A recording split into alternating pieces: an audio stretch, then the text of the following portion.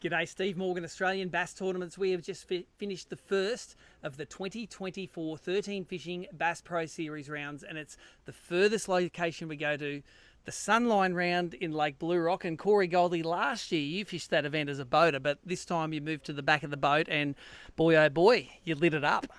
I did. Look, I'm doing a whole series on being a co-boater. I want more co-boaters. I want the sport to grow, and we were really lacking co-boaters. So I thought if I can do a production video of how to be a co-boater, it'd maybe get some people to the sport. I didn't expect it to go as well as what it has. Well, you don't know much about producing things, mate, because the denouement of the series is supposed to be in the last episode, not the first one, mate. You can guarantee it's all going to go downhill from here.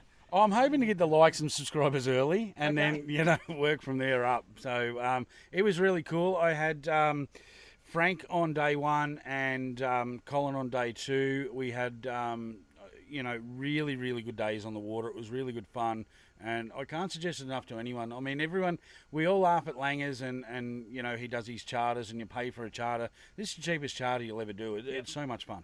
So, and if you don't know, to enter as a non-boater or a co-boater in the ABT events, you get randomly drawn with a boater each day. It costs you $150, and that's for 2 days of fishing, and you can win some awesome prizes. Let's look what you're taking away from the weekend. Big bass, $500, and a pair of Maui Jims for your dial, and a great Rapala prize pack, including a reel. So there's probably, it's about $1,500 worth of stuff you walked away from by catching those amazing fish.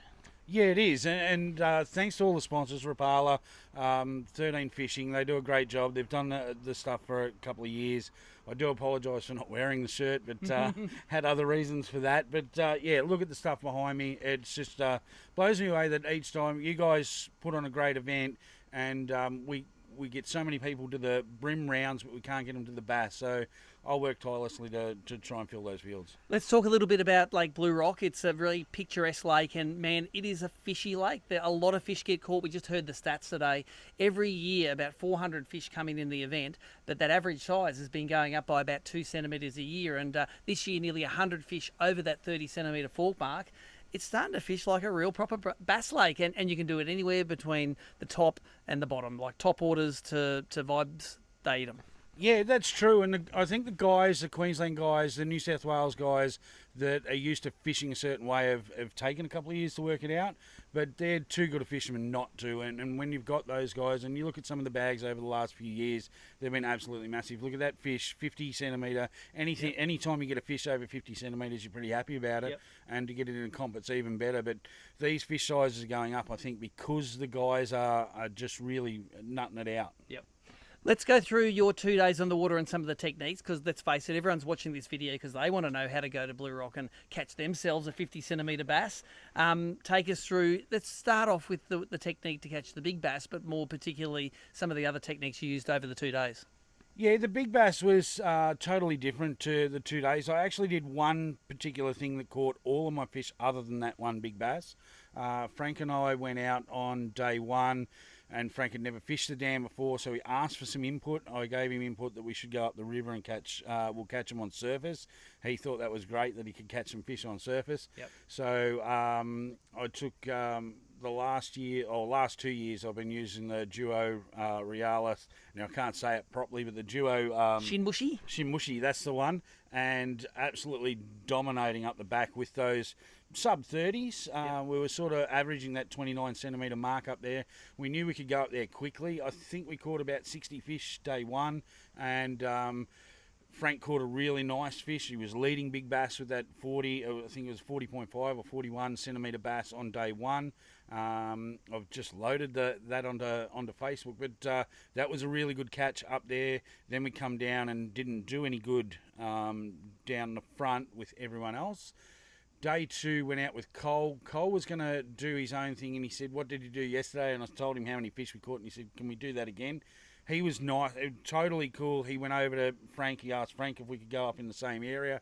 Frank said, "Yeah, no worries." So we fished the opposite bank than I did the day before. We probably caught 30 or 40 fish up there early, and then again we come down, and it was an event that a number of events that led into me catching that fish. There was no one thing or one great piece of fishing. I can't claim it. we went down to fish an area that Cole had picked. You know, as a co-boater, you have to sit on the back of the boat and go where your boater wants to take. We're heading down there, and he got down. We come around the corner, and he seen Braden Shue, who was above us on the ladder, which is unwritten rule. You don't go near him. And he said, we can't go into those trees. We're not going to go down there. And I just laughingly said, you know, oh, we can pull up 100 metres from him. And he goes, no, I'm not doing it. We did a U-turn. We come back about another 500 metres into a bay, and within about 5 casts, yeah, I'd stonked that big one. And it was another situation of what you shouldn't do as a co-boater, and I used to tell all of my co-boaters not to do, but we turned around and we were working forward, and I just threw backwards in the trees, and literally I was burning it back. It got smacked and straight into a tree. Cole had to then turn around and drive backwards. It's an easy way to lose lures and whatnot, and we fought it out of the trees. Unusual for me. I'm a very excitable sort of guy, and you'll see at the end of that video that it'll carry on like a pork chop. But during the fight, I was just calm, and everything I did was really calm and didn't let the fish dominate the situation. It did take a while to get it out of the water, but once we got into the net, I over-exaggerated a little bit. Cole's got a reasonably small net, and it was hanging out both sides. I thought it was nearly a 600 at first view, and we both carried on and put it on and got it down. It was still over 500, so I was so happy. It's a Blue Rock Unicorn. Show us the bait that it ate.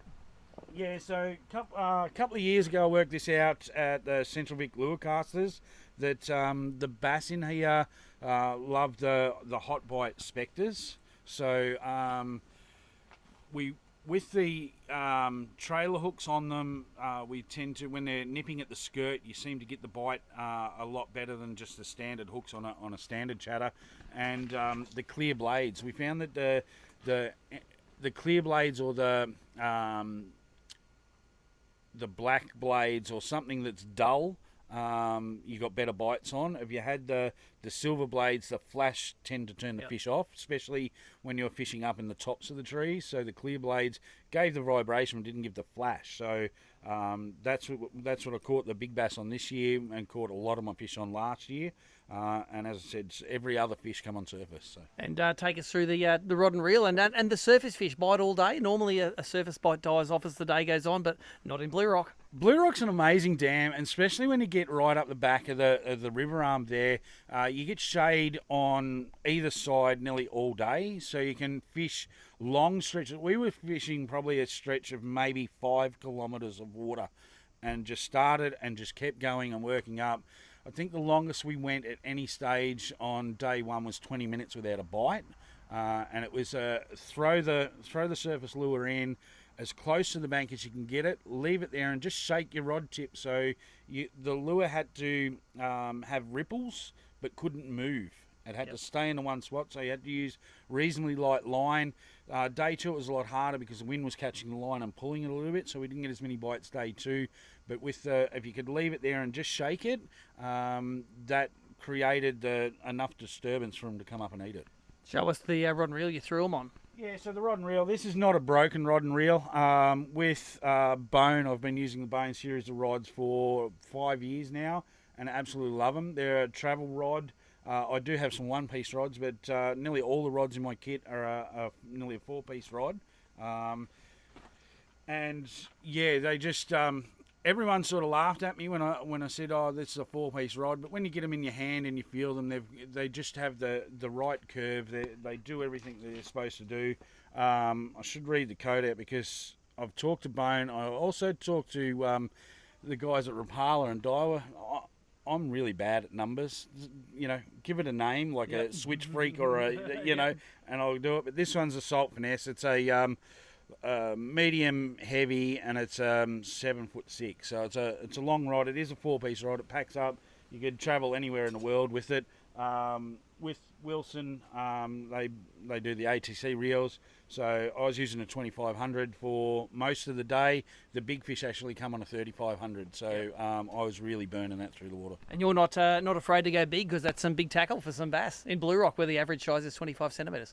Yeah, they're in there, and being friends with guys like Benny Farrow for years, and they've been telling me about these unicorns. I'd never caught one before, but they kept telling me they were here, and I believed them. But yeah, you picked a day to do it. Yeah, picked the day to do it. I was blessed.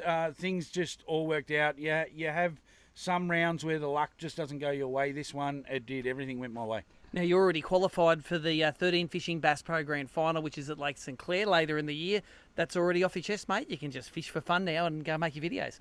Yeah, it is fish for fun. I would still, we've got an in-house joke that I'll try for AOY now, and, you never not try, but there's some quality anglers still out there to beat, so I can't jump the gun on that. Qualifying for the grand final is good. I'm still going to do my 4 rounds anyway. This year I couldn't get to the Queensland rounds, so I was really putting my money on the 2 rounds down here and the 2 New South Wales rounds to actually qualify for the grand final. So yes, I can take that out. But doing the Bass Electric Series and going up to Queensland, it'll be 8 times for the year. Yep. Probably wasn't worth moving away from Queensland. Should have stayed there. Should have stayed there. But with that amount of travel, I had to drop 2 rounds, and it was the Queensland rounds that went. Yeah. You've done well. You've qualified for that grand final, and any tournament when you're catching that many fish on top order ticks the box for me. What do you think of Blue Rock? I love Blue Rock.